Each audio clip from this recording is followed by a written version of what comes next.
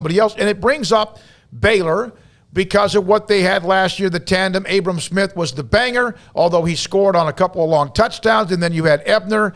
And now you wait to see what they have with Squirrel Williams and Tay McWilliams and also, of course, Jordan Jenkins, among others, Josh Fleeks. And can they now start with this Jeff Grimes offense, wide zone, and what they're doing? Do they just, like, plug people in?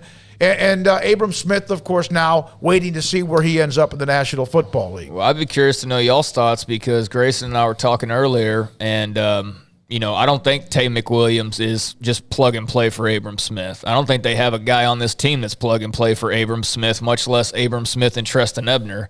I thought Tay McWilliams looked fine on Saturday. Squirrel Williams was clearly the best player.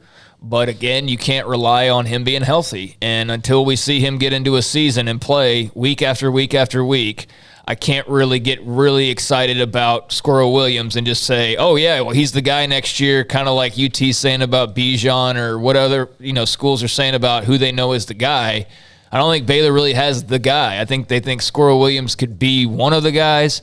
I think they think Tay McWilliams could be one of the guys, but I don't know that they have the guy or the guys like they did last year. And Grayson actually brought it up, and I'm curious. I mean, would you be surprised if they went to the transfer portal if a veteran running back were to suddenly appear there? Do you think that would be we know wide receiver, we all agree that they probably should pursue a receiver that's a veteran, but would y'all think that there is maybe a need to do that at running back, or do you think that they're satisfied, or are you satisfied with what they have? Well, look, I mean, if you start at the fifth running back and go up, there's two guys in Quaylon Jones and Josh Fleeks. Even though I do like the potential of Fleeks, but again, it's been 4 years, so that could wind up being other places. And now that Josh Fleeks has been through his spring at running back, maybe he goes to a place where he can. No, you're talking about people coming in, but right? Yeah. And so, but you could have two guys going out, easily, at that position. And Tay McWilliams is fine. Squirrel Williams, what you said. And I think Jordan Jenkins has probably the most overall potential of all of them. But again, he's a redshirt freshman and nobody really popped. So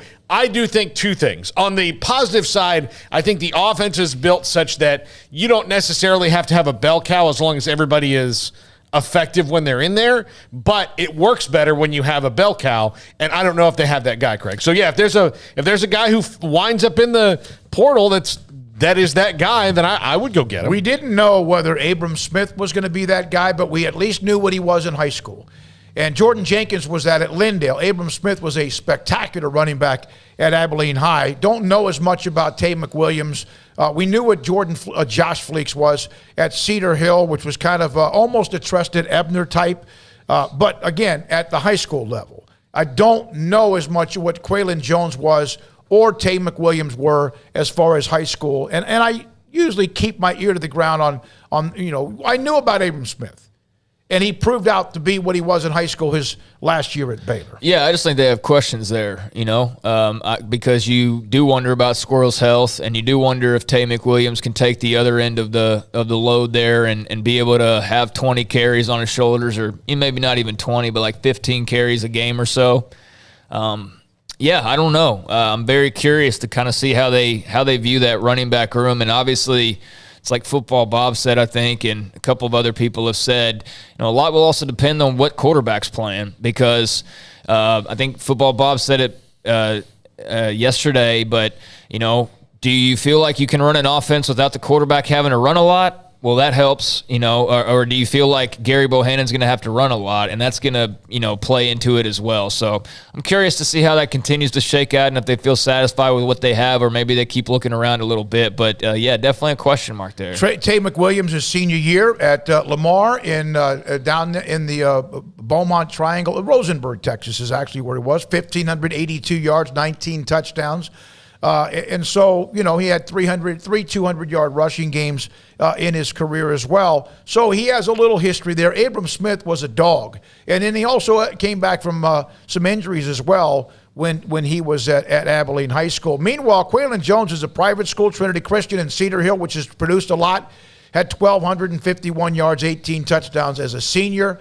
And we've seen those who've come out of Trinity Christian School in Cedar Hill or other schools in the Dallas area, Houston area, in San Antonio area when it comes to private school players. I had, watching the game the other day, the spring game, he came in later in it, and I was like, oh my gosh, I'd completely forgotten about him. Yeah, no. And again, because he's fifth currently on that depth chart. So again, you're probably, if he either really loves it here and wants to stay and thinks he can contribute, or he wants to play more and go somewhere where that fits his skill level a little bit better, or maybe you do have all the guys coming back. But I'm interested to see what happens in the next 3 or 4 days with some guys, because again they have until May 1st, which is Sunday. Yeah, and also, Craig, you and Grayson with the Bearcast that comes out every Tuesday, I did see where I thought I saw a note with Kyan David Roberts-Day, who's the young man who's a star receiver, a tight end out of Missouri.